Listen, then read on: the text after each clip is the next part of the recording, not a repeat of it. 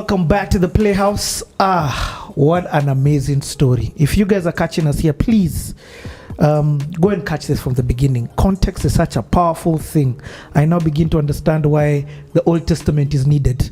It gives context to the necessity of the New Testament. Yes. Your story, with where we last left off, you touched on the introduction of Helima into your life. Up until the point of marriage, even the miracles that happened on that, to lead up to that. You said something so pivotal in this conversation. You've talked about your definition of success. That on its own is such a powerful thing, and the different pillars. You've talked about family. So Helima comes in as the introduction of that family pillar. But you've also said something which is so amazing to hear, which is you can't explain the success in your career without Helima. And for me, what I'm hearing is this pillar of your career and everything else that's about to come, God, in fact, I understand why he was hastening you to style up and connect with her, is because she was crucial to the next chapters of your life. Continue with this story now. So, what I can say with absolute certainty, why God was adamant that I must marry this one specific person called Helima, is that she was the key. She was the key, not just to my life, but to the lives of so many other people. She had the keys. And once she came in, I remember when she came in, when we got married, I was probably a senior analyst. 2010. By 2013, I was a CEO. Acceleration. So, what does it? I can't even understand in terms of ranking. Yes. What was the progression like? I moved all the way until I became a director in Centum, and then I transitioned to Nabo. What? We spinned off into Nabo. Nabo was the first company to spin off from Centum. Okay. And now, in fact, one of my biggest struggles with Nabo was, how do I take on the title of a CEO? That would belong only to James Moria. So we had now James Moria and me in a subsidiary. It was such an unfamiliar territory. But God started preparing me at least an year before. He was taking me through the spirit of David, and I felt, I could feel there was a push for leadership, and I told God this: I don't want to take any leadership position if you won't go with me. The same thing. Until you anoint me, I don't want any leadership position. And 1 year later, he just released me. I just felt the release. Now you can. Okay.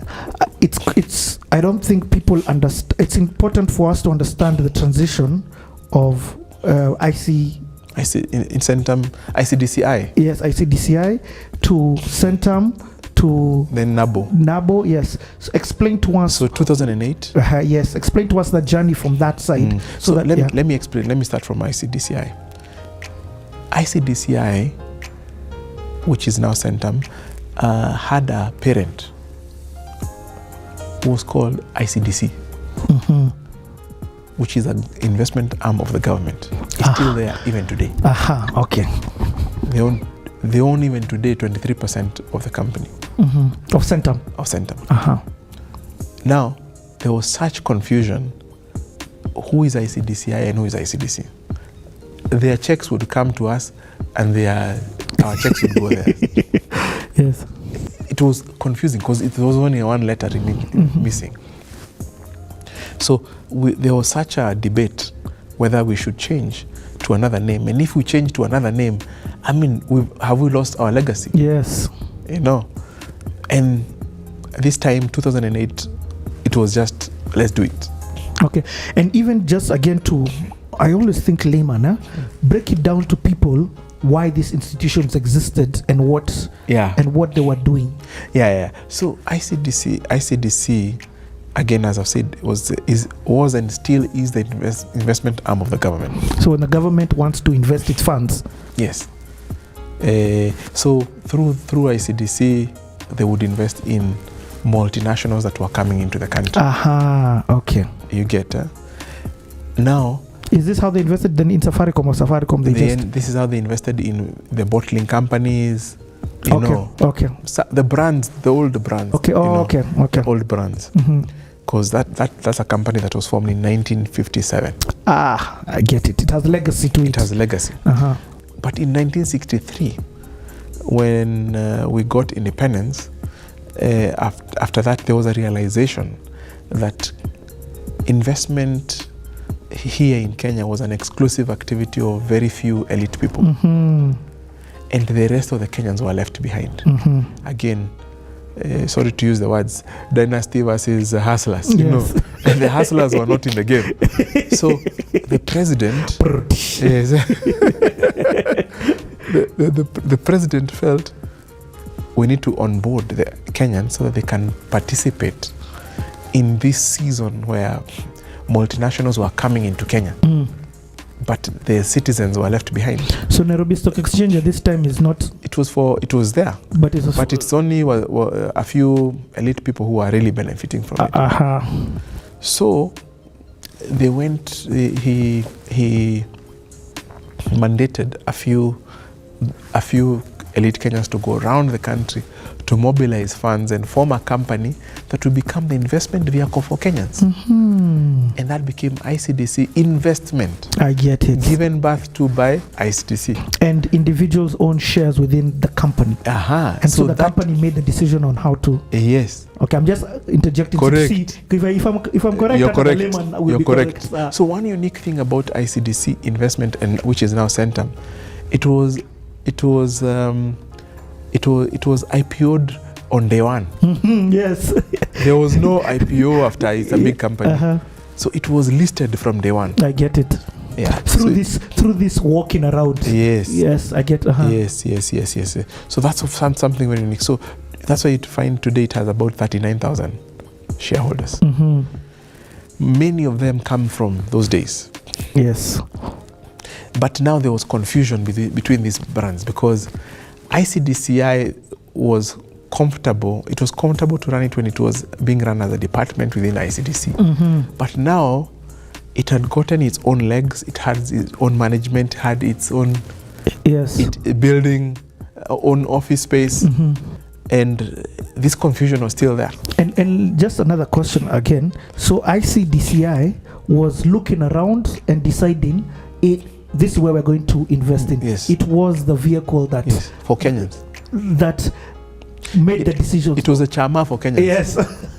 On behalf. Did it need shareholder authority for it to make the decision to invest? They would meet AGMs during AGMs. Okay. So it was formed in 1967. Okay. Get it. Yeah. So now there's this conflict. Checks in the wrong place. Yes. And it's so that prompted the discussion for rebranding, which it took some bold decisions. I was very involved in it because I was there, and we moved to Centum. I get it. Yeah. Now, around that time, 2008, towards the end, guess what? James Moria comes back from Transcentury. Yes. And now he's the CEO of Centum. Of Centum. Okay. Just a question in all of this. Chris Kirubi at this time then was the biggest individual shareholder. Of Centum. Correct. Okay. And he sits on the board. He was not the chair, but he was a director. Yeah, because he controlled. He needed to know what's happening with his funds. Yeah. I mean, it was important to have him there because he represented the interest of all shareholders. Yes, I get it. He felt the pain of every other shareholder, including the smallest. Because if anything went wrong, he would have the biggest hit. Yes, and let's also be honest, he instilled confidence. Absolutely. Because if he can put his money there with the reputation that he had as a financial mogul or as the person that he was, it brought a bit of confidence into the brand. It brought a lot of confidence. Not a bit, a lot of confidence. A lot of yes. confidence. Okay, Also. nimekushika. Yes. Yeah. So, but now when James comes in, I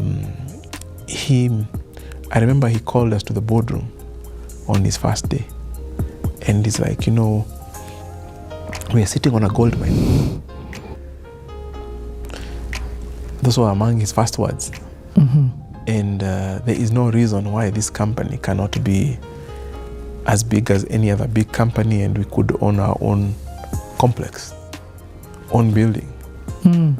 I mean, these were very prophetic words coming out of his mouth. At this time, you're still at International Lifehouse. International Lifehouse with a half this space, Oh, man. So those were bold words. For the record, Nabu Capital right now sits International Lifehouse on like a huge floor. Absolutely. Yes. Absolutely. So anyway, we sat down from there, and we started putting together a strategy, which we presented to the board. Remember, that's the time we had come from post-election violence. Mm-hmm. So some very, very important decisions were being made now, which was kind of like a breakaway from the past.